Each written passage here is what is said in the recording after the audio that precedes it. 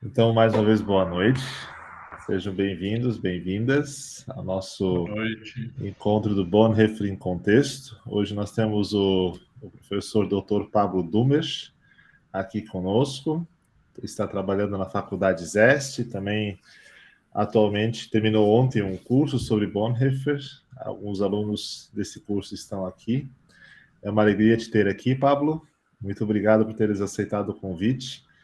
E eu gostaria... Opa, fechei aqui. E eu gostaria de iniciar o nosso encontro com uma frase de Bonhoeffer no seu livro Ética. E eu acho que essa frase ela pode nos inspirar a pensar a teologia de Bonhoeffer para os nossos tempos, que também essa é a proposta que o professor Pablo nos trará nessa noite. A frase diz assim: a vida cristã é participação no encontro de Cristo no mundo. A vida cristã é participação no encontro de Cristo no mundo. Essa frase do que está no livro Ética, ela é bastante inspiradora também para pensar a nossa realidade hoje, de que maneira Cristo encontra o mundo hoje a partir também da sua igreja, a partir dos seus membros. Hoje nós iríamos ter, brevemente antes do nosso encontro do Bonhoeffer em Contexto, a Assembleia da nossa sociedade, Bonhoeffer, né, Brasil, mas essa Assembleia foi adiada e aí nós vamos ainda em momento oportuno trazer uma nova data. Então, de imediato, eu quero passar a palavra ao professor Pablo Dumes. Nós combinamos assim que ele fará uma apresentação de 40 minutos, e depois da apresentação nós teremos aí um tempo onde queremos abrir para diálogo, para conversa. Então, quem tiver alguma contribuição, alguma pergunta, alguma reação diante daquilo que nós iremos ouvir, nós teremos a oportunidade depois da apresentação do Pablo. E o nosso objetivo é que nós não passemos de 9h30 da noite, né, para vocês. Tá? Então, Pablo, passa a palavra para ti. Boa noite a vocês, obrigado pelo convite, é uma honra poder estar aqui, uma honra ter recebido esse convite para poder trazer uma breve reflexão a respeito de Bonhoeffer. Como eu já fui apresentado, sou Pablo Fernando Dumer, sou doutor em teologia, na área de teologia sistemática, obtido aqui na Faculdade Zeste, e minha área de concentração, de trabalho, de pesquisa é teologia contemporânea, teologia do século XX, Tillich, Bonhoeffer, etc., e para essa fala para esse encontro de hoje, eu escolhi trabalhar o primeiro capítulo do livro Ética. Então, basicamente, a fala é uma leitura uma leitura crítica a respeito do texto do primeiro capítulo, e isso provoca outras reflexões que eu vou trazendo para dentro da fala também. Eu já posso começar de imediato a fala? Ou ficamos ainda na apresentação? Já começo, né? Só se quiseres fazer uma rodada de apresentação, de repente é interessante também. Ah, pode ser, Quem está aqui, exatamente. eu não tinha pensado nisso, mas podemos fazer. Ok, então, Eu, pela minha tela aqui, é o professor Roger, de repente pode se apresentar também. Então, eu sou Roger Vanck, aqui de São Bento do Sul, diretor-geral da Faculdade Luterana de Teologia, FLT, e professor de Antigo Testamento e Hebraico. Carlos Knudsen. Sim, boa noite. Eu sou doutorando em Ciências da Religião pela PUC de Goiás e meu tema é Bonhoeffer, então sempre estou ligado aí. Sou professor também de Teologia Sistemática no Seminário Batista, aqui em Goiânia, e também médico nas horas vagas. Tá bom, obrigado. Seja bem-vindo, Carlos. Okay. Aqui na minha tela, o Jonathan. Boa noite, meu nome é Jonathan, eu sou terapeuta pastoral no Serene, que é uma comunidade terapêutica aqui em São Bento do Sul. E também estudo Bonhoeffer, recentemente tive a banca de defesa aí do mestrado, analisando o conceito de ordem da preservação em Bonhoeffer e a sua contribuição para a política. Que legal. É uma alegria estar aqui com vocês hoje à noite. Muito bacana. Seja bem-vindo. O professor Roger e o Jonathan fazem parte da diretoria da sociedade, né? O Roger é tesoureiro, né? É tesoureiro, por enquanto, tesoureiro e o Jonathan vice, mas pode ser que mude. O pessoal do dinheiro está aí, ó. Eliseu? Boa noite, eu estou sem câmera hoje. Eu sou mestre e doutor em teologia pela PUC aqui do Paraná. Pesquiso relações de poder nos evangelhos e, no momento, não estou lecionando, apenas no meu canal Teologia Pé no Chão. E sou da Sociedade Bonhoeffer com muito prazer. Legal, bem-vindo, Eliseu. O seu canal é muito interessante, né? Que legal. Davi? Oi, tá dando para me escutar? Sim. Eu não sou nada, só tô fazendo teologia agora, tô indo para o segundo semestre e o Bonhoeffer é o teólogo que eu mais admiro, assim. Então eu gosto muito dele, tenho lido os livros dele, estou gostando muito, e daí participando para conhecer mais tudo. Legal. Você faz teologia onde? Eu faço na Batista, aqui do Paraná. Em Curitiba. Uhum. Legal. Pastor Werner Fuchs? Boa noite. Eu sou pastor aposentado, moro em Curitiba, mas no Rio eu venho para o Espírito Santo, já há alguns anos agora, e não sou especialista em Bonhoeffer, apesar de ter lido bastante, e no meu livro recente de Impulsos Bíblicos para a Justiça Socioambiental, eu faço 6 referências ao Bonhoeffer. Eu já divulguei no grupo de WhatsApp, mas a vendagem está muito baixa, gente. Legal, de repente dá para colocar mais uma vez lá o link de acesso, né? Do livro. Beleza. Muito obrigado. Na minha lista aqui, a Graciela. Boa noite para todo mundo. Não vou abrir o vídeo porque a internet aqui tá muito ruim. A gente está no meio de um temporal aqui agora, bem feio. Eu, na verdade, não sou teóloga, sou química, mas eu sou aluna do curso de Teologia Essencial, curso de extensão da FLT. O professor Roger e o professor Wilhelm são meus professores. E eu comecei a me interessar por Bonhoeffer por causa do professor Wilhelm também. Já tinha lido algumas coisas dele, mas nunca tinha me aprofundado, e a partir de alguns insights que a gente teve nas aulas, então eu comecei a ler e estou lendo alguns livros de novo e relendo, e fiquei apaixonada pela teologia do Bonhoeffer, e por isso estou aqui para aprender com vocês. Legal. Muito bom, seja bem-vinda. Está lendo agora de novo Criação e Queda, né? Pelo que eu vi. Sim, sim. Bacana.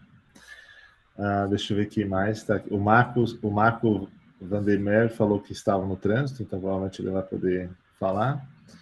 E Davi foi... Acho que é isso. Tem o pastor Cristian e o pastor Teobaldo. Isso. Pastor Cristian e pastor Teobaldo. Então, boa noite. Eu estou no celular aqui, né? Mas boa noite, é uma satisfação poder novamente participar do grupo aí de reflexão sobre a temática aí de Bonhoeffer, ou as temáticas, né? Eu, de Bonhoeffer, na verdade, na teologia, na EST, eu já tinha lido algumas coisas, na prática pastoral também, né? E no doutorado fiz algumas reflexões de Bonhoeffer em relação à educação e à filosofia, né? Então, por isso, nesse sentido, também, eu olhei aqui, né? Eu li alguns livros, né? Uma boa quantidade, né? E fiz umas citações, né? Então, acho que o Bonhoeffer, para mim, também é sempre uma referência na prática pastoral. o seu jeito de pensar, de fazer, especialmente o seu jeito de pensar sobre comunidade. O que é a comunidade? Presença de Cristo no mundo, né? Então, esse é sempre um desafio. Mas, no mais, estamos aí, né? Então, olha, valeu, um abração para vocês todos. Valeu. Muito obrigado, pastor Teobaldo. Pastor Teobaldo mora em Cuiabá, né? Ainda mora em Cuiabá. Isso. Estou direto de Cuiabá. Legal. Pastor Christian Donat. Boa noite. Boa noite.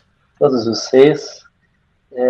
Sou Christian, então, Donat, pastor em Coronel Barros, uma grande cidade aqui do Rio Grande do Sul. E Bonhoeffer tem sido uma luz também no trabalho pastoral. Uma alegria participar com vocês. Legal. Obrigado, pastor Christian. Acho que agora foram todos. Pastor Christian, você é pastor vice-sinodal, não é? O pastor sinodal? Vice-sinodal? Vice-sinodal aqui no Planalto. Do Planalto. Legal. Muito obrigado. Entrou agora a Nídria. Não sei se consegue falar, se apresentar. Entrou e já pede para se apresentar, né? Sacanagem. Boa noite, pessoal. Boa noite. Você é de onde, Nídria? Eu estou em Arroio do Tigre. Legal. Seja muito bem-vinda. Então, eu passo a palavra para o professor Dr. Pablo Dumes, está contigo. Se quiseres abrir algum slide, alguma coisa assim, eu acho que o professor Roger precisa habilitar. Eu vou acabar, não vou usar nenhum slide, porque senão eu me atrapalho, eu passar slide e falar em chamada ao vivo ao mesmo tempo, eu fico um pouco confuso mentalmente. Mas então eu vou fazer a exposição por fala mesmo, eu espero que possam acompanhar. Sim. E vou sempre fazendo referências ao que eu estou citando e conceitos e tudo mais. Bom, diante de tal grupo, eu acho que é dispensável apresentar Bonhoeffer e dizer a importância e dizer sobre sua ética, porque já é um tema conhecido do nosso público, e a gente já pode entrar diretamente no texto do primeiro capítulo de Ética. E nessa primeira parte, então, o primeiro conceito com o qual eu quero trabalhar é com o conceito de queda e de encobrimento. Bonhoeffer ele inicia a sua reflexão nesse capítulo de ética apontando que a noção de bem e mal, a princípio, é o alvo de toda a ética. Toda a ética tem como alvo conhecimento a respeito do bem e do mal, uma espécie de um juízo, de um saber a respeito do que é certo, do que é errado, etc. Só que o Bonhoeffer ele surpreende ao dizer que a tarefa da ética cristã consiste justamente em suspender esse saber a respeito do bem e do mal. Para Bonhoeffer, a noção do bem e do mal, ela nasce justamente do rompimento com a origem, do rompimento do ser humano com Deus, conforme o relato da queda de Gênesis 3. O pecado original, então, conforme é relatado em Gênesis 3, foi comer do fruto que concedia o conhecimento do bem e do mal. E conforme a promessa da serpente, ao levar a que fosse comido o fruto do conhecimento do bem e do mal, é que tal conhecimento faria com que o ser humano se tornasse igual a Deus. E Bonhoeffer diz que o ser humano tornou-se igual a Deus como um antideus, em Ética, na página 16. O conhecimento do bem e do mal, então, como consequência do pecado, não está fundamentado na obediência a Deus, já que o próprio conhecimento do bem e do mal é fruto da desobediência do mandamento mais original de Deus, que era que não se comesse daquele fruto. Mas é um conhecimento a respeito do bem e do mal que tem como base a própria escolha do ser humano, que se baseia em si mesmo para tomar essa escolha a respeito do que é bem e do que é mal. Ou seja, ocupando o lugar de Deus como aquele que determina, que confere mandamentos e que diz o que é bem e o que é mal. O Bonhoeffer diz, então, que na sua origem, o ser humano ele só sabe a respeito de Deus e não sabe a respeito do bem e do mal. Bem e mal, assim, só faz sentido como uma sabedoria humana, baseado em si mesmo e em separação com Deus. Após a queda, então, se antes Bonhoeffer dizia que a única coisa que o ser humano sabia a respeito era sobre Deus, isso quer dizer, então, que o ponto focal da vista do ser humano era exclusivamente a Deus. Agora, a partir da queda, com o conhecimento do bem e do mal, o ponto focal da vista humana já não é mais Deus, mas a si mesmo. O ser humano vê a si mesmo. O encurvamento do ser humano em si mesmo, como consequência do pecado, leva com que ele enxergue apenas a si mesmo, e nesse ver-se apenas a si mesmo, e não mais a Deus, e não mais a nada, a não ser a si mesmo, o ser humano, então, ele se vê em uma situação de abandono, em uma situação de estar exposto, e se vê, então, nu, conforme também o relato lá de Gênesis 3. Nessa vista do ser humano de si mesmo, preso em si mesmo, e por isso entendendo-se sozinho e abandonado, o mero relance de Deus, então, já não é mais uma vista e uma visita amorosa, graciosa e desejada, mas a aparição de Deus é a aparição da presença de um juiz, e por isso causa medo e causa fuga. Essa atitude de medo do ser humano, da visão do seu abandono, da sua solidão, e que é uma visão de solidão porque está fechada dentro de si mesmo, leva então uma distorção da imagem de Deus, não como uma visita amorosa e desejada, mas como a imagem de Deus transformado em juiz e em carrasco. E isso leva então que esse ser humano nu, sozinho, abandonado, tenha que se vestir, encobrir-se, criar camadas de segurança. Bonhoeffer diz que nesse auto-encobrimento do ser humano, o ser humano se esconde dos semelhantes e de Deus. Ética, página 17. Ou seja, não só Deus, o desobedecido original, e visto agora assim como o juiz irado, leva à fuga, mas também o próximo, também o outro. A alteridade como tal passa a ser temida. A alteridade absoluta de Deus, mas também a alteridade relativa, a alteridade horizontal, a alteridade do outro ser humano, do próximo. O ser humano, vendo-se nu, passa a temer, então, Deus e passa a temer o próximo. O Bonhoeffer ele usa a imagem aqui nesse ponto do primeiro capítulo da Ética da máscara, fazendo referência a Nietzsche. Mas Bonhoeffer diz que, debaixo dessa máscara que o ser humano usa, continua vivo o desejo pelo restabelecimento da unidade perdida, em Ética, página 18. E essa referência do Bonhoeffer a usar a imagem da máscara me fez lembrar de um texto que eu já havia lido há muito tempo atrás e que eu recuperei para essa fala, que é um texto do filósofo Clóvis de Barros Filho, em um livro de 2005, ou seja, bem antigo, Comunicação do Eu, Ética e Solidão, onde o filósofo então diz que a identidade humana, ele compara isso a máscaras, a identidade humana é um personagem que o ser humano cria a partir das expectativas do outro sobre si. Só que a diferença do Bonhoeffer, Clóvis de Barros Filho, diz que não há um rosto por trás dessa máscara, mas apenas máscaras sobrepostas a outras máscaras. E quanto mais máscaras se tira, outras máscaras estão debaixo, e não há um eu debaixo de todas essas máscaras. O encobrimento do ser humano, então, daquele que descobriu-se nu e que agora se veste, o encobrimento do ser humano é em relação a Deus, cujo significado teológico é imediato, ou seja, sabendo do bem e do mal, o ser humano se descobre como pecador e vê Deus não como pai, não como graça, não como amor, mas sim como juiz, como seu acusador, como seu carrasco. Mas o encobrimento é também em relação ao próximo, ao outro ser humano. E nesse caso se trata de um encobrimento duplo, porque o ser humano, o eu, encobre a si mesmo do olhar curioso e julgador do outro. O eu não deseja expor a sua fraqueza, a sua falha, o seu desejo, o seu medo, mas encobre-se do olhar do outro. Mas também o outro é encoberto.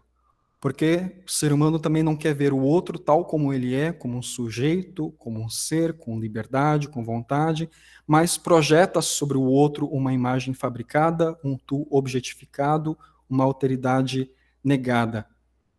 Nesse encobrimento do outro, então, é um ato em que o ser humano toma o lugar de Deus.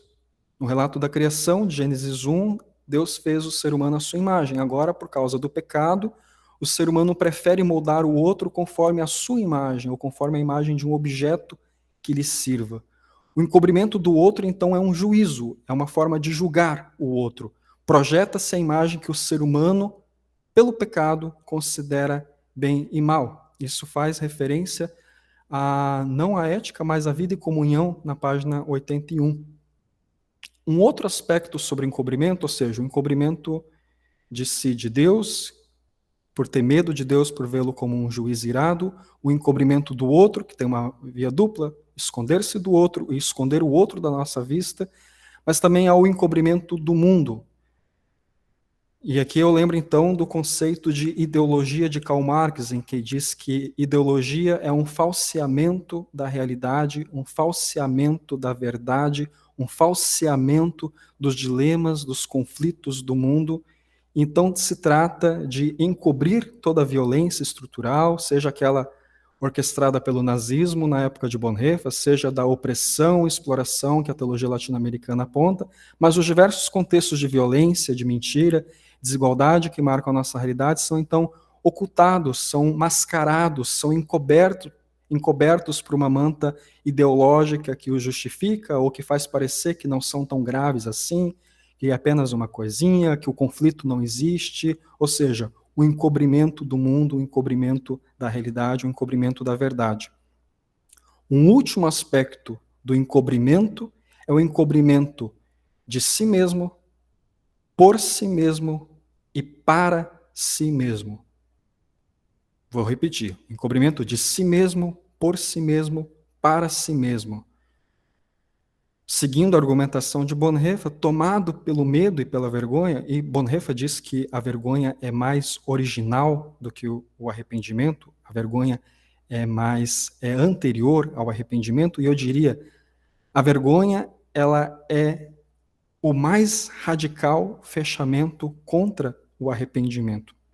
Porque arrependimento é confissão, arrependimento é exposição, vergonha é encobrimento, vergonha é fechamento. Então, novamente, voltando a Bonhoeffer.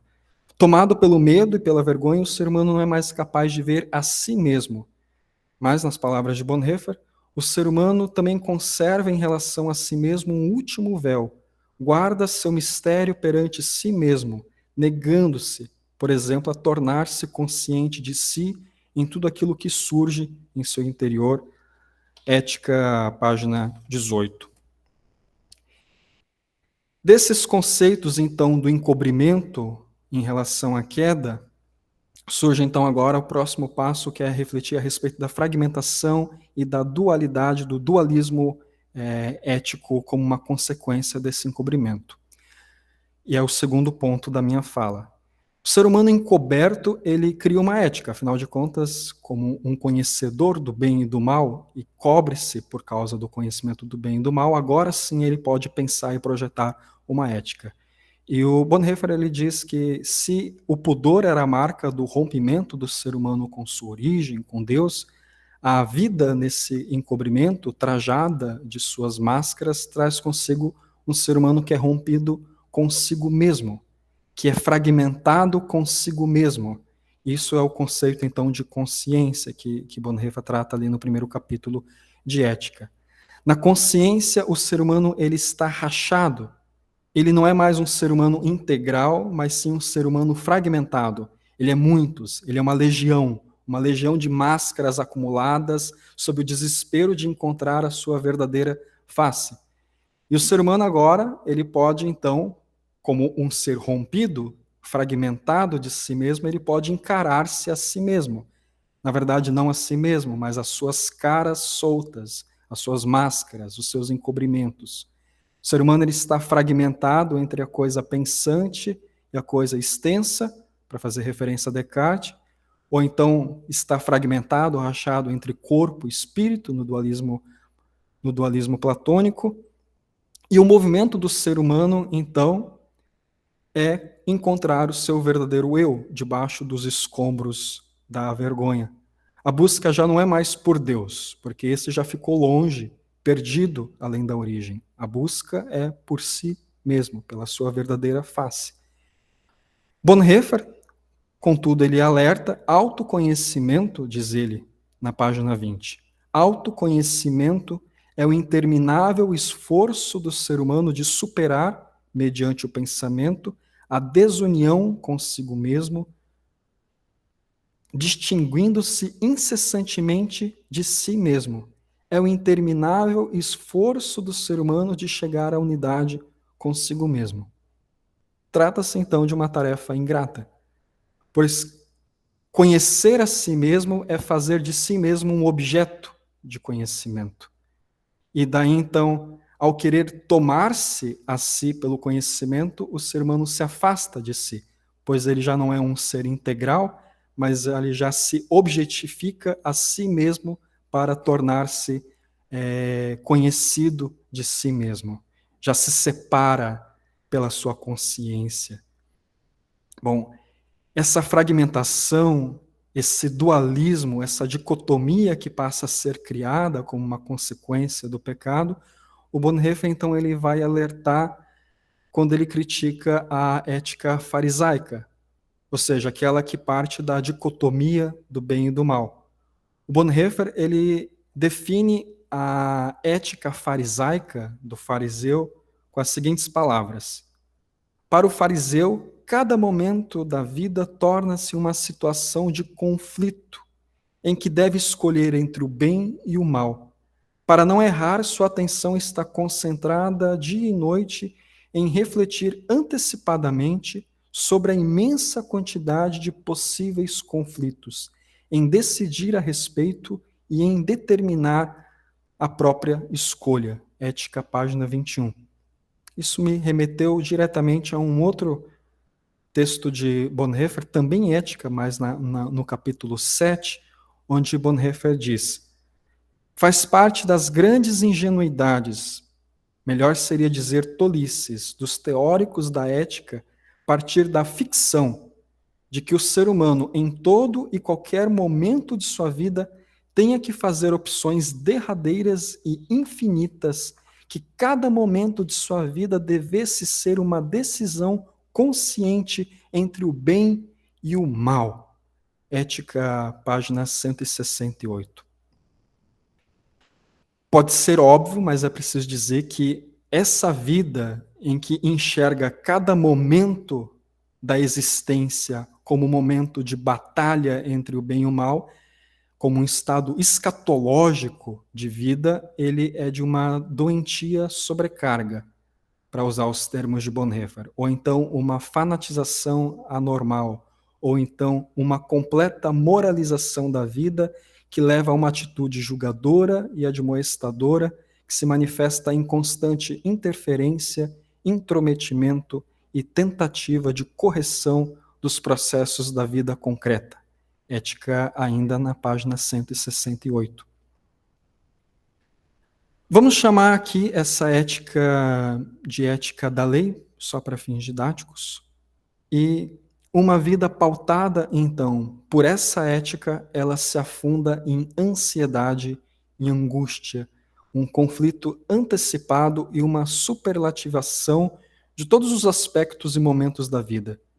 Aqui cada ação traz em si uma decisão escatológica entre o bem e o mal, como se a gente estivesse em uma batalha, em uma guerra, entre o bem e o mal, entre Deus e o diabo, ou entre Deus e o mundo. E a vida, assim, ela é dividida em dois lados antagônicos e que deve-se optar por um desses dois lados. Em qual lado você está nessa batalha? E ninguém parte da pressuposição de que está do lado errado. Então, logo, o meu lado é o lado que está certo, e o outro lado, o lado do outro, é o lado que está errado, e o outro ele é um antagonista, e ele também é um inimigo, e, portanto, é alguém a ser combatido, alguém a ser também odiado. E conforme o Bonhoeffer destaca mais adiante não, ali no primeiro capítulo da Ética, na página 31, o que julga entende a lei como parâmetro que usa contra os outros. E entende, assim mesmo, óbvio, como responsável pela imposição da lei, e com isso ele julga, aquele que julga coloca-se acima da lei. Ele diz lei acima de todos, mas na verdade é ele que está acima da lei, porque é ele quem usa a lei como objeto contra o outro e não contra si mesmo. O eu, ele transforma-se então em um juiz que toma o lugar de Deus, aquele Deus a qual ele fugiu no jardim. E agora ele é o juiz, mas ele também é o carrasco. Ele não é só o que julga entre o que é bem e o que é mal, mas aquele que é responsável por aplicar a lei, por aplicar o seu julgamento entre o que é bem e mal. E a sua decisão e sua ação éticas, então, fazem parte de um plano maior. Ele é uma pessoa vocacionada, ele está em uma missão heróica, uma missão escatológica da luta do bem contra o mal. Uma pessoa que foi incumbida por Deus para poder fazer essa obra, para poder fazer essa missão de aplicar a lei de Deus. A decisão e a ação ética desse ser humano, então, se torna o seu próprio mérito, se torna o seu próprio tesouro perante Deus, uma diferenciação final dele em relação ao outro, em relação ao pecador. O eu, então, aqui, de julgador, se transforma, de julgador do outro, se transforma em seu auto-justificador. E, voltando ao livro Vida em Comunhão, o Bonhoeffer diz: autojustificação e julgamento andam de mãos dadas, na página 80 lá.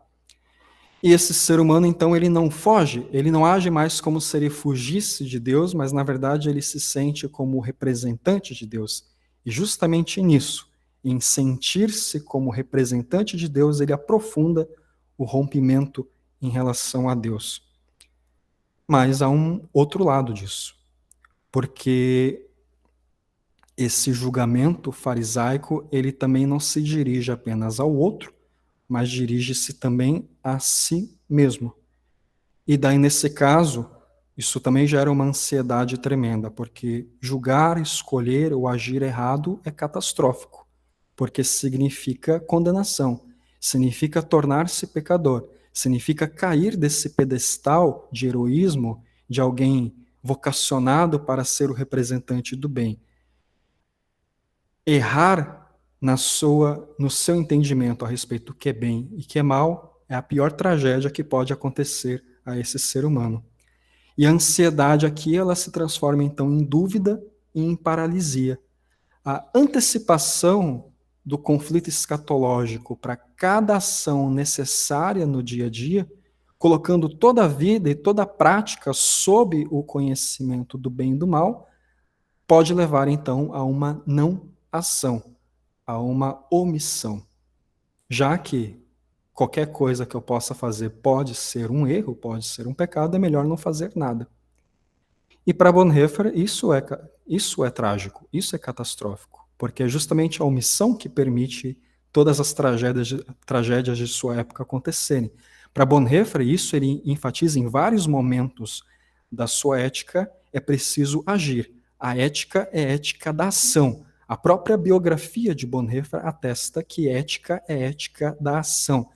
Mas essa ação, ela não pode ser uma ação submetida às infinitas alternativas da ansiedade farisaica. Ela deve ser uma ação simples.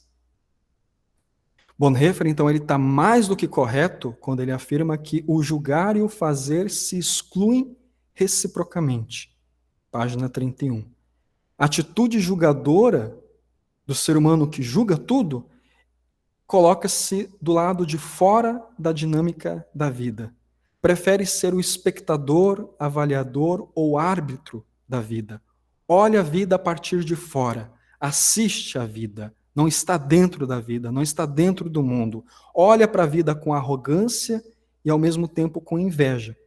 Alimenta uma hostilidade contra qualquer dinâmica da vida, contra toda fraqueza, contra toda falta de ordem.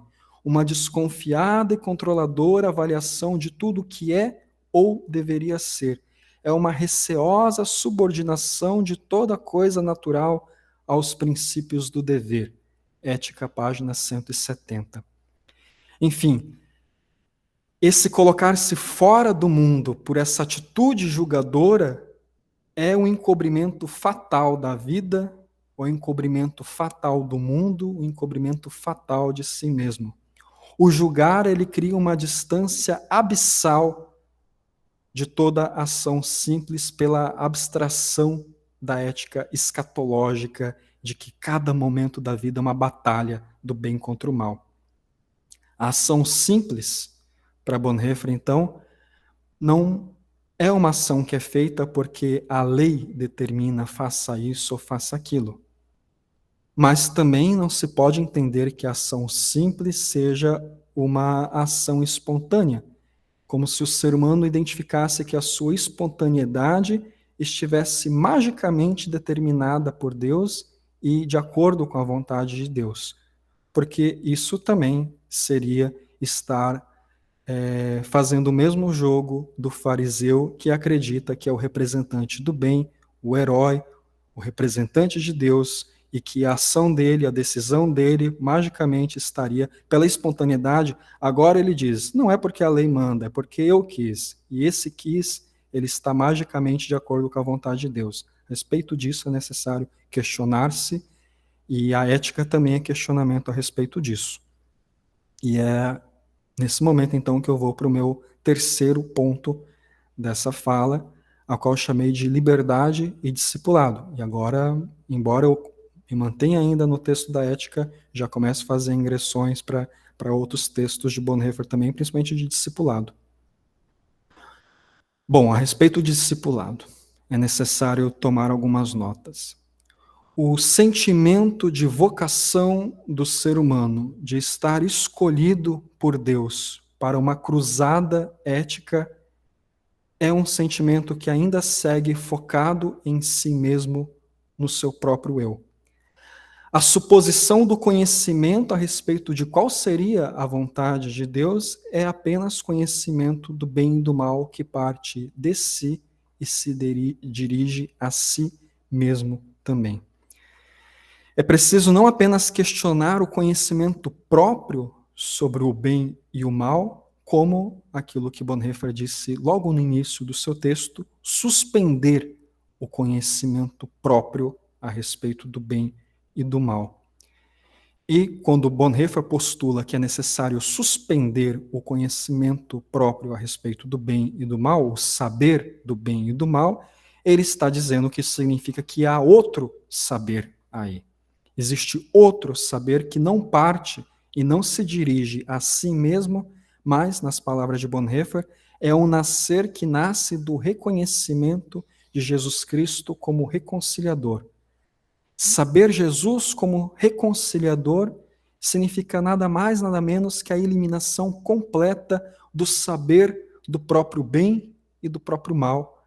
Ética, página 25, 26, onde nós podemos lembrar também do texto de Mateus, onde Jesus, enfim, revela aos seus discípulos o bem que eles haviam feito e que eles próprios não sabiam a respeito do seu próprio bem.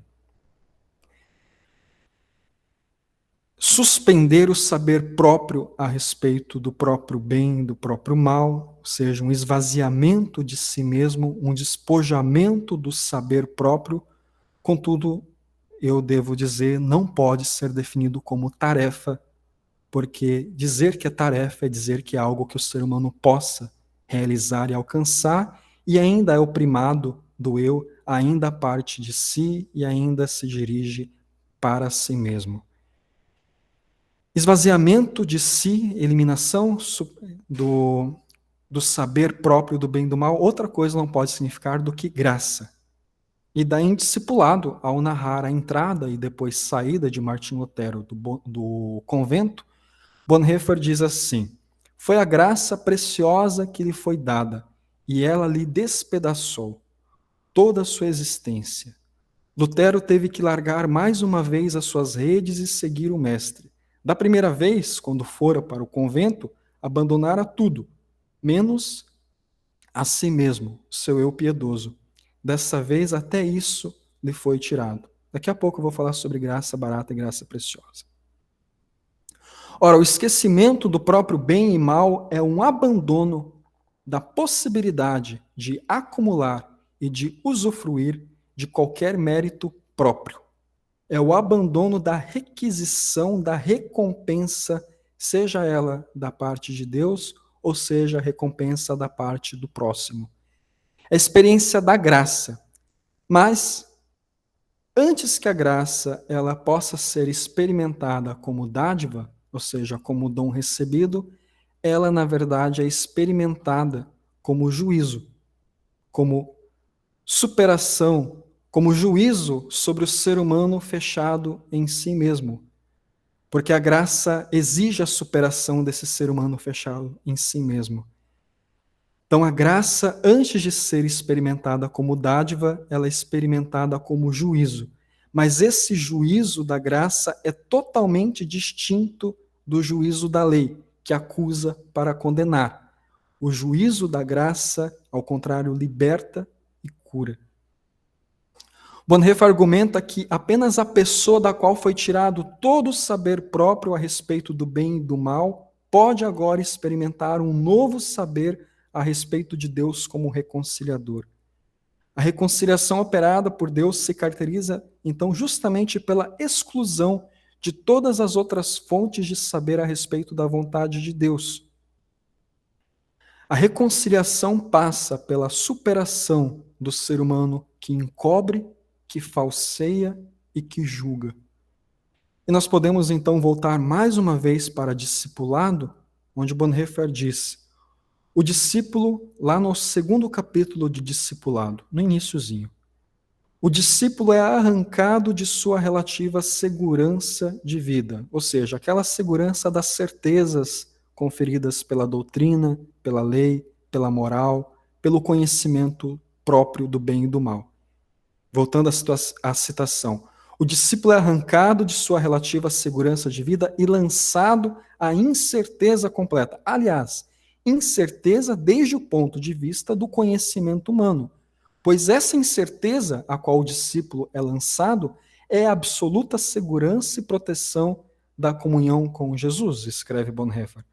Bonhoeffer ainda acrescenta que o discipulado é, portanto, comprometimento exclusivo com a pessoa de Jesus, a subversão de todos os legalismos mediante a graça daquele que chama. Discipulado, página 21. O chamado ao discipulado é o fim de todo direito próprio do ser humano. Discipulado, página 31. Por isso, o discipulado é graça preciosa. É o fim do farisaísmo. Mas esse significa agora ter o mesmo sentimento de Cristo, conforme Filipenses 2, kenosis, esvaziamento. E esvaziamento não significa fuga do mundo, fuga da vida, mas sim o esvaziamento da pretensão de identificar a própria vontade como a vontade de Deus.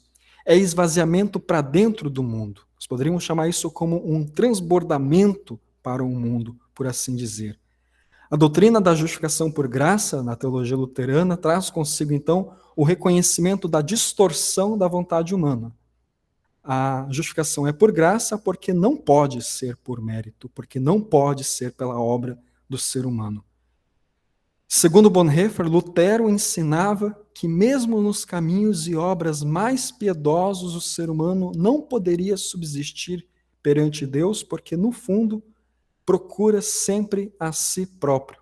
Discipulado, página 14.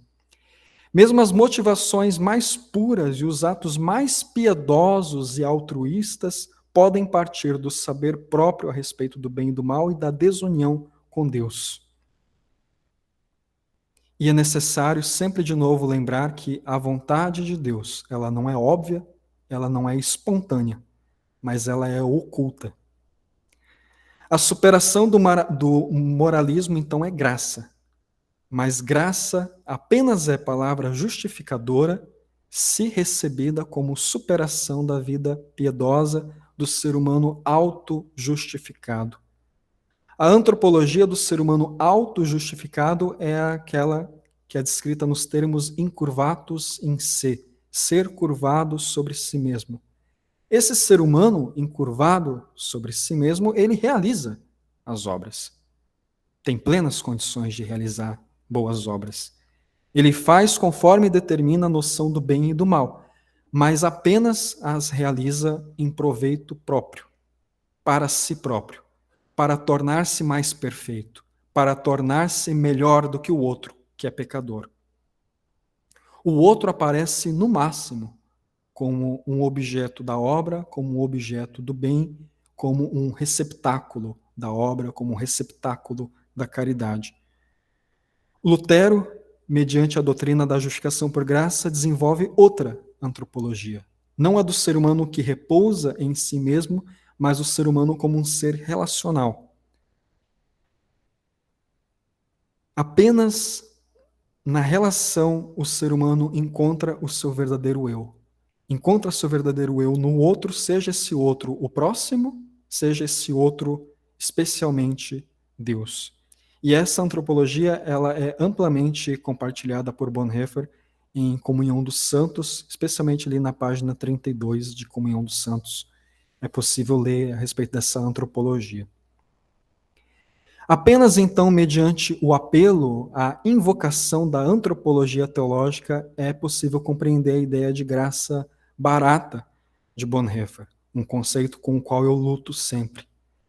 Graça é palavra libertadora, justamente para o ser humano oprimido pela noção do bem e do mal. O conhecimento do bem e do mal fecha o ser humano em si mesmo, porque oprime o ser humano em si mesmo e já não permite ver Deus como amor, mas só como juiz e como carrasco. Graça, aqui, é nas palavras de Bonhoeffer, um resultado. É uma palavra final, uma absolvição, uma palavra de consolo dirigida ao ser humano que está oprimido pelo conhecimento do bem e do mal. Mas a graça libertadora, justamente por tirar o ser humano do cativeiro de si mesmo, por o abrir a uma relacionalidade autêntica. Essa abertura ela elimina a ansiedade da relação prover mérito, de estar obrigada a enquadrar-se no esquema ação-recompensa da ética oprimida pelo medo do mal, que condena, ou exigente da recompensa contratual do bem. Graça barata é uma graça que o ser humano diz possuir. Porém, o caso é outro. A graça ela está sempre oculta, embora presente, por estar além da vista do ser humano que só vê a si mesmo. Discipulado, páginas 15 e também na página 9. Essa liberdade trata-se da liberdade cristã, consiste em libertação, que decorre da graça do ser humano de si mesmo e pode então ser colocada a serviço do próximo, que agora sim, do ser humano liberto de si mesmo, o próximo aparece como sujeito e não mais como objeto. E esse serviço se dá não porque a lei determina, não porque haja uma má obra condenável ou uma boa obra recompensável, mas feita em total liberdade por causa do amor. Ética, portanto, ela não pode pretender estar fazendo a obra de Deus, não pode pretender ser conhecedor de qual é a vontade de Deus e agora estar a executando, ou seja, o ser humano crente, o ser humano ético, não pode pretender estar fazendo a vontade de Deus, conhecendo a vontade de Deus, mas deve pressupor a reconciliação da graça de Deus. Pressuposição da reconciliação da graça deve conduzir, então, a uma ética totalmente horizontal, sem qualquer pretensão vertical. Por pretensão vertical entende-se uma ética feita para subir degraus de perfeição, subir degraus para estar mais perto de Deus, enquanto o outro está mais abaixo no pecado. O que então seria uma ética cristã? Já encerrando a fala. Ética cristã é aquela que pressupõe radicalmente a reconciliação, e não a ética que entende estar em uma cruzada ética que o ser humano entende-se como um herói ético.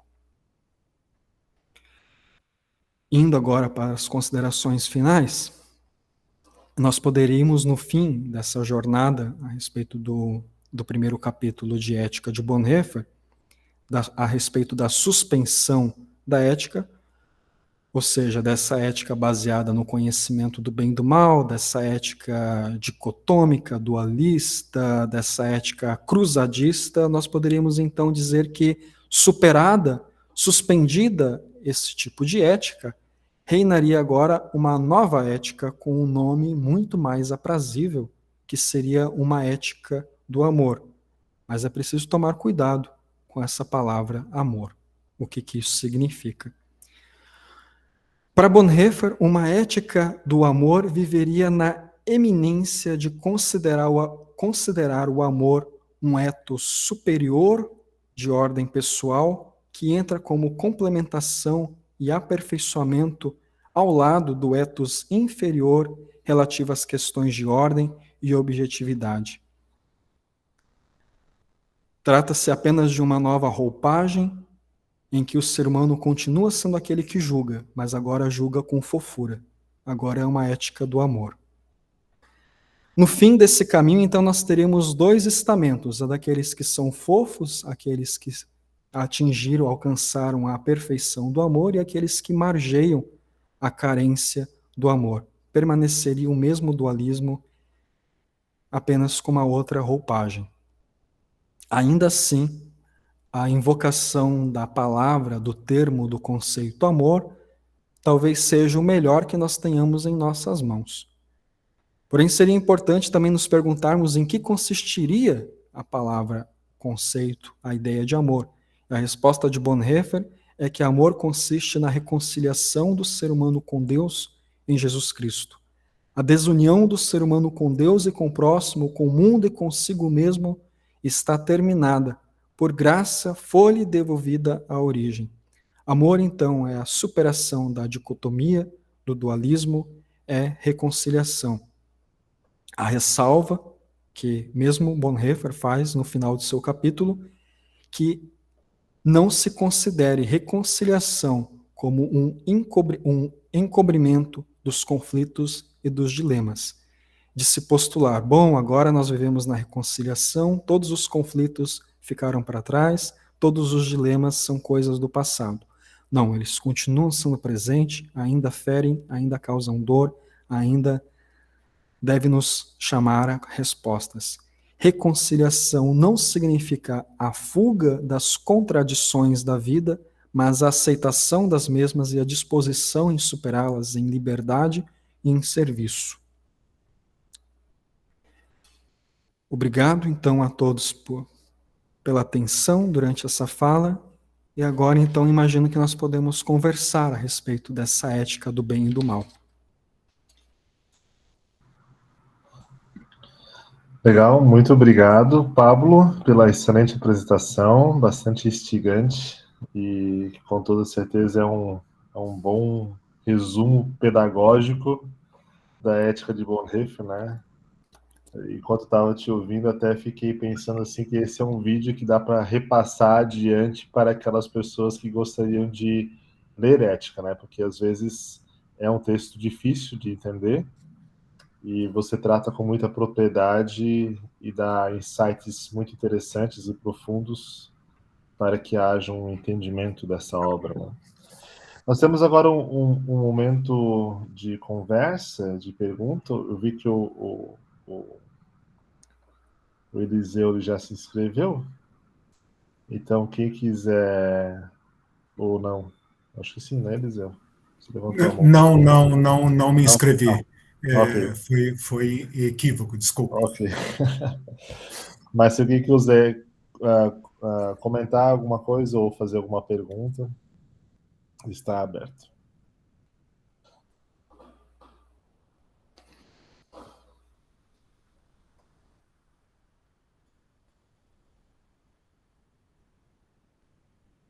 Então, eu vou comentar mais uma coisa. O que eu sempre tenho a sensação quando eu leio ética ou quando eu penso a ética de Bonhoeffer é por que a ética de Bonhoeffer não é mais estudada?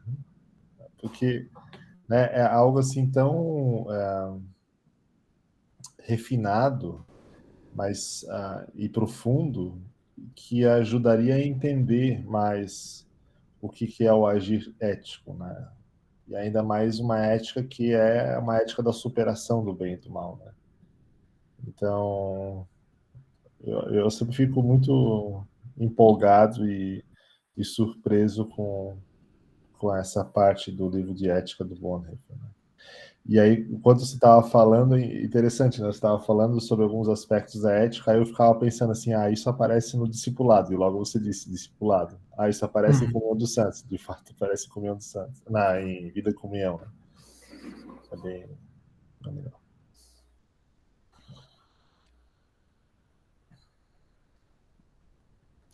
Carlos?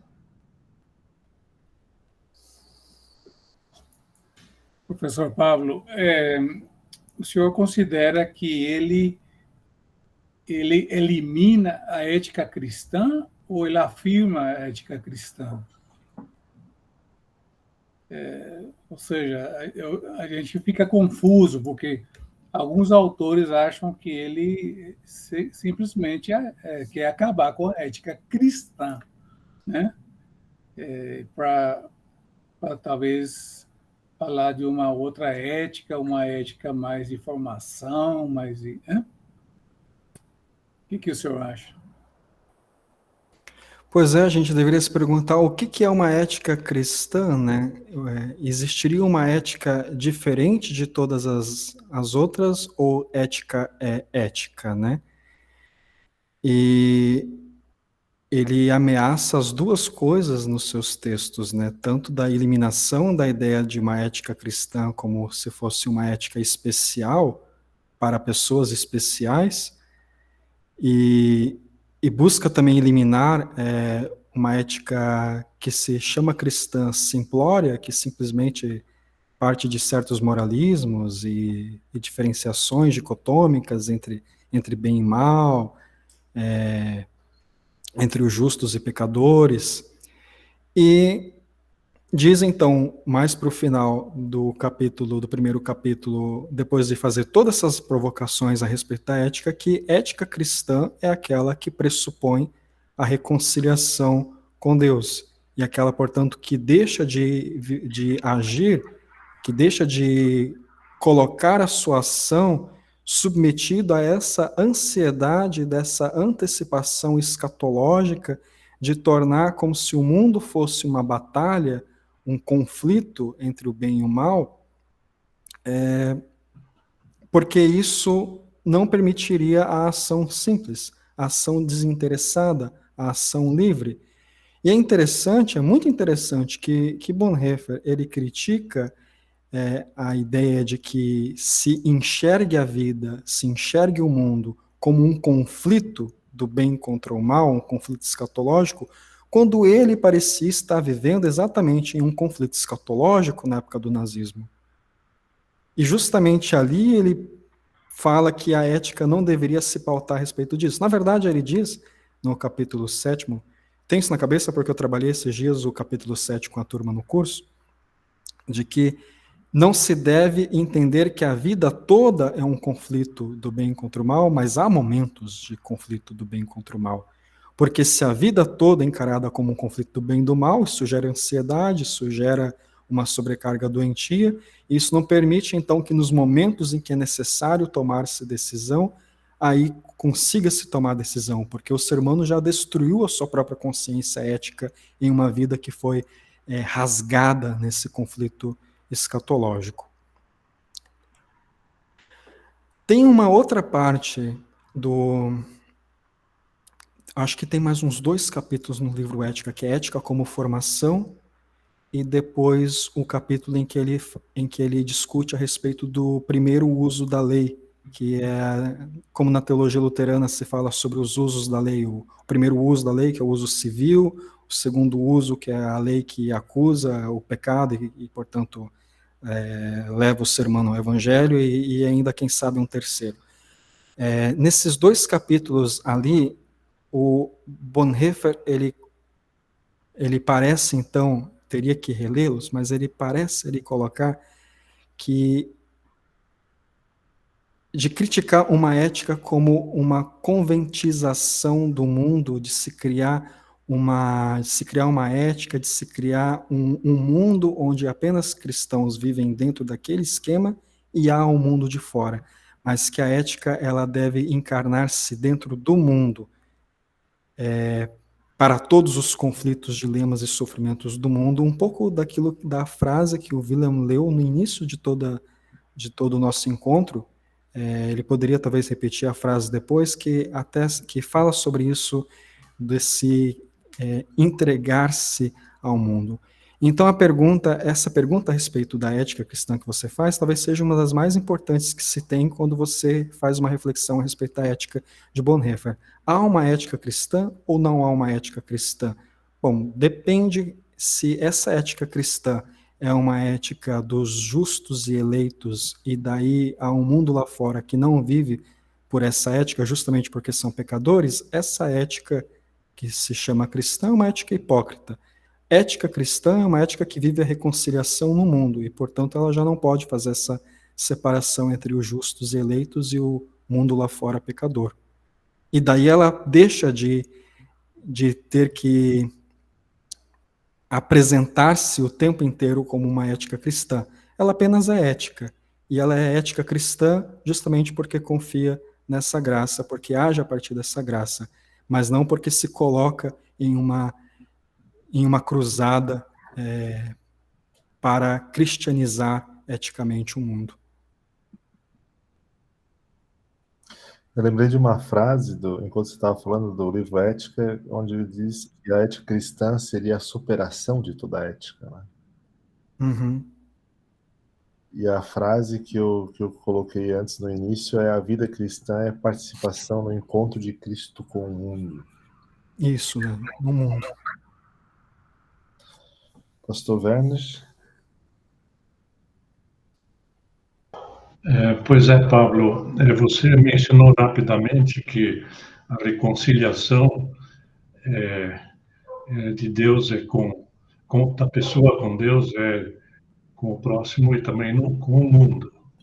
Então, não tem diretamente a ver com a ética, mas essa questão da reconciliação, a minha pergunta é se existe alguma ordem de prioridade ou de importância entre a reconciliação pessoal, social ou ambiental, ou se elas são todas elas simultâneas em Jesus Cristo.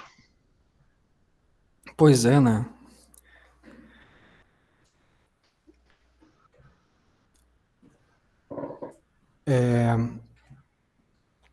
Há respostas em todos os sentidos, né? Há respostas em que vão dizer que a reconciliação, a prática do bem, a prática do amor, a prática da reconciliação no mundo só é possível a partir do momento em que o ser humano já se compreendeu como reconciliado junto com Deus.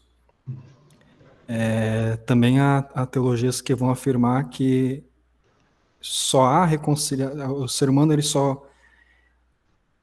que há prioritariamente a reconciliação no mundo é importante, etc.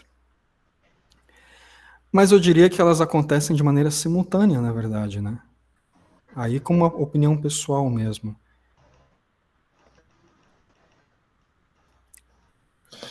Eu lembrei agora, pastor Werner, eu não sei se eu cheguei a te mandar alguma vez o trabalho da Diane Reason. Ela fez um trabalho sobre a teologia de Bonhoeffer e as questões climáticas. Eu não sei se mandei isso para ti, não.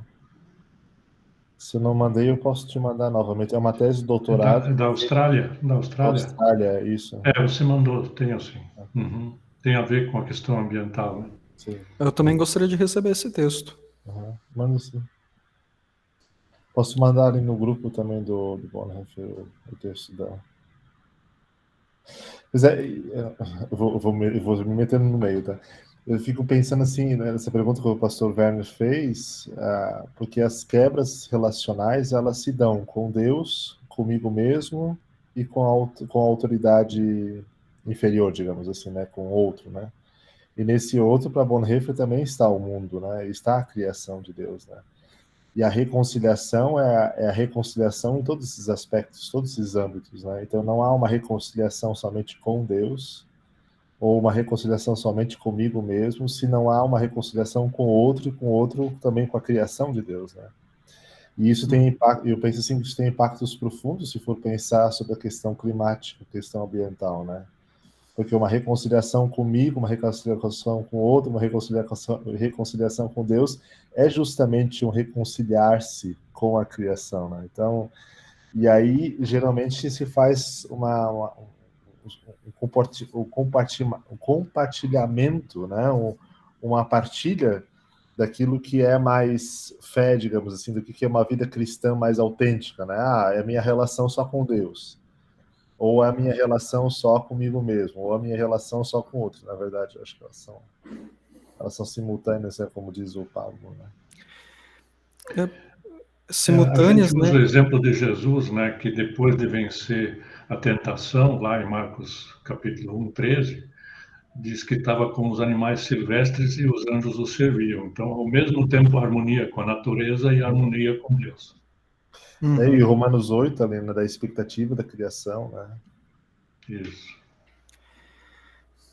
Em Romanos 5 fala de um único ato de justificação que traz vida. Então, não é só vida para um, mas é para todos, e também para as criaturas. Eu acharia que, ao mesmo tempo em que ela é simultânea, ela também é experimentada de diferentes formas de acordo com a situação, de acordo com o contexto. Haverá um ser humano que experimentará, como experiência, a reconciliação, primeiro dele consigo mesmo, outro dele com Deus, outro dele com o próximo, com o mundo, com a criação. A própria dinâmica da vida e as tensões da vida levará com que a cada momento a reconciliação seja experimentada em um aspecto da vida diferente. Agora, ontologicamente, a gente poderia postular uma simultaneidade, né? A reconciliação ela é plena, ela é total. E por isso ela abrange todos os aspectos da vida.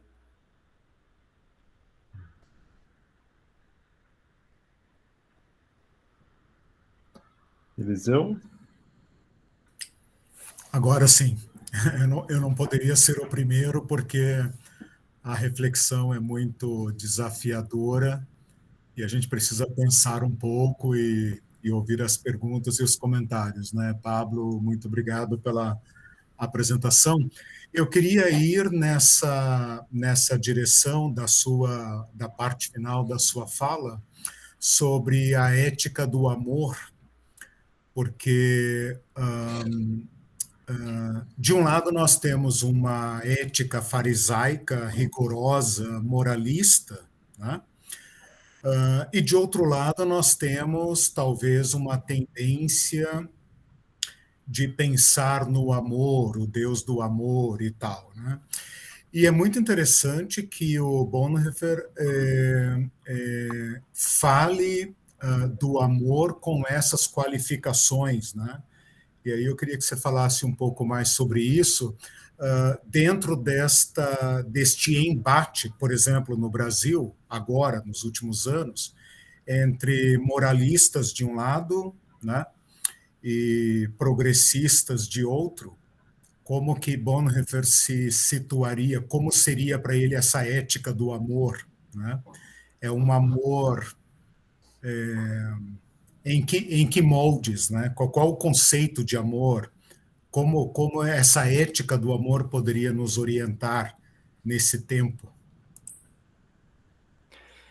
Conforme o Bonhoeffer diz, né, o amor é o melhor conceito, não diz isso com essas palavras, mas é como ele vai argumentar no final, o amor é o melhor conceito que nós temos para poder falar a respeito de ética, mas não é o conceito perfeito, porque ele também está sujeito à distorção.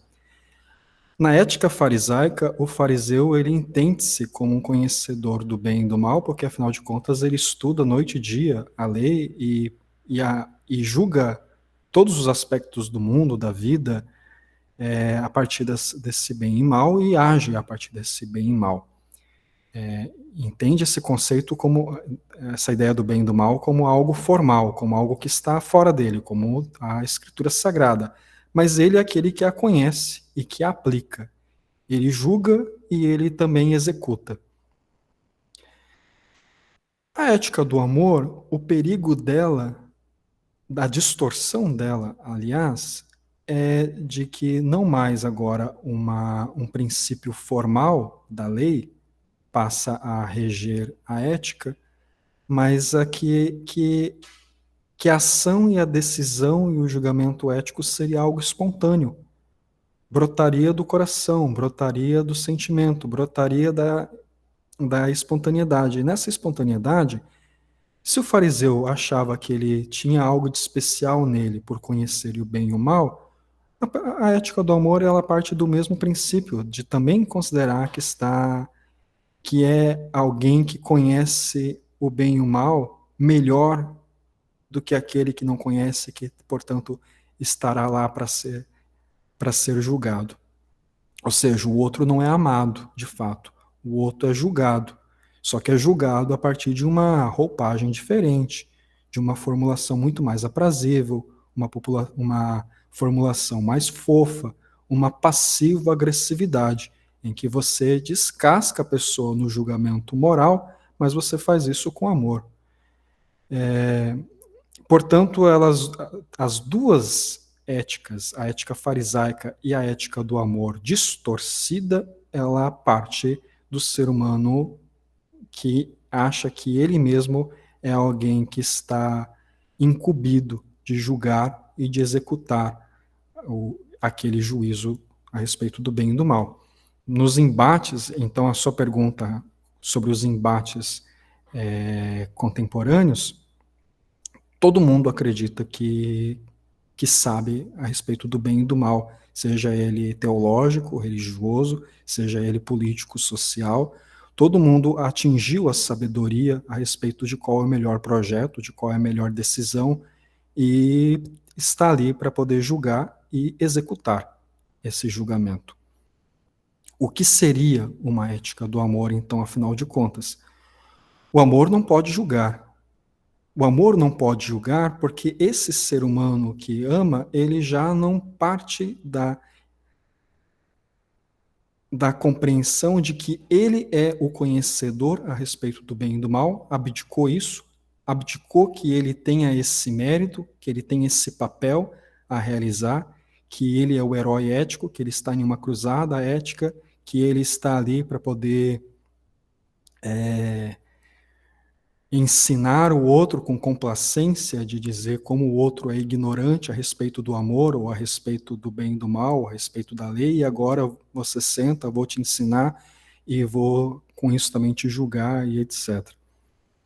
Essa abdicação a respeito do saber do próprio bem e do mal, quando o Bonhoeffer vai definir mais para o final do capítulo o que seria amor, amor é não um sentimento que o ser humano tem em si mesmo, a partir de si mesmo, mas amor é reconciliação que Deus realiza através de Jesus Cristo. Com isso, todo o mérito, toda a sabedoria sai do ser humano e vai para Jesus Cristo. O ser humano já não se está preocupado mais em fazer o julgamento a respeito do justo e do errado, a respeito do bem e do mal, mas ele apenas está agora livre, finalmente, para a ação simples da qual a ética se refere. Isso é fácil? De forma alguma, porque no momento em que estamos pensando a respeito da ética do amor, a gente acaba sucumbindo de pensar se nós estamos amando de fato. E quando nós começamos a pensar se nós estamos amando de fato, nós já estamos fazendo o julgamento a partir do conhecimento próprio do bem e do mal. Só graça, então, só a partir da graça é possível amar, porque a gente sempre acaba caindo desse amor.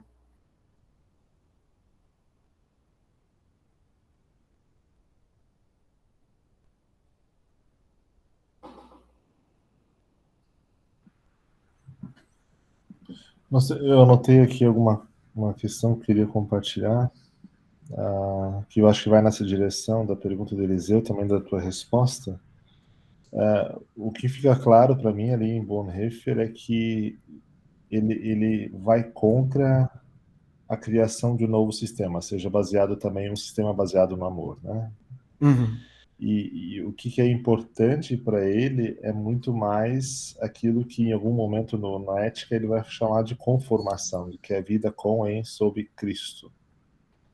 Então a ética cristã é uma ética que se dá a partir do discipulado, porque discipulado significa para Bonhoeffer não simplesmente seguir uma lista de regras, mas é um caminhar com.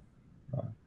Então você vive você vive a sua vida com as suas decisões não a partir de um sistema onde está marcado então pelo bem e pelo mal, mas pelo discipulado, que significa relacionamento. Eu queria ouvir de ti se é assim mesmo, né? Se você pensa que você entende isso também. E aí no outro momento antes você falou sobre de que a vida a gente é atingido na vida com os problemas que acontecem, né? Com os conflitos que existem, né? Então, Bonhoeffer, nesse sentido, tem uma parte onde ele fala sobre realidade penúltima e realidade última. Ele fala do enfrentamento dos conflitos que aparecem, mas em perspectiva escatológica, né? Porque quem tem a última palavra é o próprio Jesus Cristo, né? Então, aquele que caminha comigo na realidade penúltima é aquele que me aponta para a realidade última, para a consumação de todos os tempos, né? Então isso me parece bem interessante, né, de como Bonhoeffer ele liga essa questão da ética cristã com o discipulado, com o relacionamento, porque não é conhecimento, é um relacionamento. Uhum. Ele fala mais de uma vez nesse capítulo, eu citei 2 vezes isso, quando ele fala sobre que a vontade de Deus é oculta. Uhum. Ela não pode ser conhecida. Aquele que julga conhecê-la, ele já colocou-se acima desse conhecimento, porque ele já tornou esse conhecimento um objeto. E quando esse conhecimento a respeito da vontade de Deus já tornou-se um objeto, ele já rompeu com Deus novamente. E a graça também é oculta. A graça ela também não pode ser um objeto à mão, senão ela se torna graça barata. Quando a graça passa a ser considerada como um objeto, quando ela está à mão, quando não é mais oculta, já não se vive mais o discipulado. Discipulado, de fato, é relacionamento. E o resultado do pecado, justamente, é a quebra do relacionamento com Deus, do relacionamento com o próximo, do relacionamento com o mundo, seja o mundo enquanto meio ambiente, natureza, como o mundo também como realidade, como verdade, e é um rompimento também do ser humano consigo mesmo. A graça, ela reabilita o relacionamento justamente por liberar o ser humano da ansiedade da computação do bem e do mal, da computação a respeito do seu próprio mal, enquanto o ser humano que a gente pode lembrar do período da Reforma, em que o ser humano se preocupava com o seu pecado, angustiado, tudo que fazia era algum pecado, tudo que ele fazia era um pecado que ele estava cometendo e tudo aquilo ia resultar em um par de anos no purgatório. E a graça, então, é a palavra que liberta, que justifica, que diz para esse ser humano, pare de fazer essas contas a respeito do seu pecado, porque isso justamente impede que você viva e impede que você realize a ação simples, a ação em liberdade, a ação do amor, e viva a partir da graça. Mas a graça também é uma palavra de libertação de que se compute o próprio bem, porque na computação do bem o ser humano já começa a tornar-se mais especial que qualquer outra pessoa. Então, não apenas a computação do mal, mas também a computação do bem. A graça, ela liberta tanto do inferno, do medo, da condenação, mas a graça também liberta do céu, liberta que o ser humano vive em uma abstração espiritual e passa a viver na concretude do mundo. E daí já se encontra encarnado na realidade da vida, na realidade do mundo. E agora você mencionando antes aquele capítulo da ética a respeito das coisas últimas e penúltimas, e como que a palavra escatológica de Cristo, ela se antecipa também para a realidade presente. E na minha fala eu citei várias vezes a respeito a respeito da palavra escatologia, o enxergar escatológico do mundo, de achar que o mundo é um conflito eterno do bem contra o mal. Se trata que a palavra escatológica ela precisa vir a partir de Cristo e não a partir do próprio ser humano. O ser humano não pode criar escatologias, porque senão ele toma o lugar de Deus e começa a travar guerras no mundo, e quando trava guerras no mundo, gera vítimas no mundo. A escatologia, talvez que provém da boca da palavra de Deus, de Cristo, é uma escatologia diferente dessa escatologia que o ser humano fabrica. Não é uma escatologia que divide e que trava uma guerra de destruição, mas é uma escatologia de salvação, de libertação, de reconciliação do mundo. Eu lembrei agora quando você estava falando da perspectiva do próprio Jesus Cristo ali em Marcos 13, da diferença, porque o Jesus ele faz uso dali das imagens apocalípticas, né, do fim e tal, que são muito comuns naquele contexto, mas ao mesmo tempo ele faz esse uso pelo viés escatológico, apontando para aquele que é o Senhor do fim, né, ou o Senhor da eternidade, né, e aí essa perspectiva de viver a fé no relacionamento de Jesus Cristo, ou com sobre Jesus Cristo, no dia a dia, enfrentando os conflitos com perspectiva daquele que venceu toda a história, né? Acho que isso é bem interessante.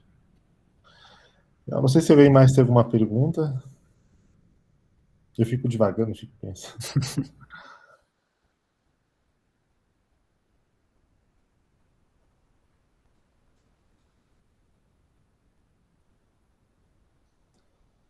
Seria isso? Então, para a gente cumprir o nosso horário, né? Se eu não me engano, agora são 9h30 aí, isso. Queria mais uma vez agradecer a ti, Pablo. Vamos pontuais. Pela tua excelente apresentação. Muito obrigado também pela possibilidade de nós podermos conversar. Eu acho que foi muito proveitoso, excelente apresentação e a apresentação, quando ela é boa, ela nos faz pensar, né? Ela nos faz refletir, ela nos faz nos aprofundarmos cada vez mais também na teologia de Bonhoeffer. Então, mais uma vez, muito obrigado em nome da Sociedade Bonhoeffer pela tua participação. Pessoal, então, desde já quero convidar vocês, dia 24 de... deixa eu só confirmar aqui. Dia 24 de agosto, nós vamos ter a nossa próxima apresentação do Bonhoeffer Contexto, e estará conosco o professor Dr. Wilhelm Wachholz, da Faculdade Zeste. Então, desde já estão convidados. No decorrer do tempo, a gente vai fazer aí a propaganda também, repassando o tema para vocês. Tá? Então, uma abençoada boa noite, tudo de bom, e até a próxima. Boa noite, Deus abençoe. Boa noite para todos, boa noite. Boa noite, quase bom dia para ti aí, William. Boa noite, pessoal. Boa noite. Boa noite, Obrigado, gente. professor Que Pablo. bom. Obrigado, professor, pela exposição. Uma boa Bem legal. noite a vocês e obrigado pelo convite, obrigado pela conversa também. Obrigado pela exposição. Muito legal. Muito obrigado.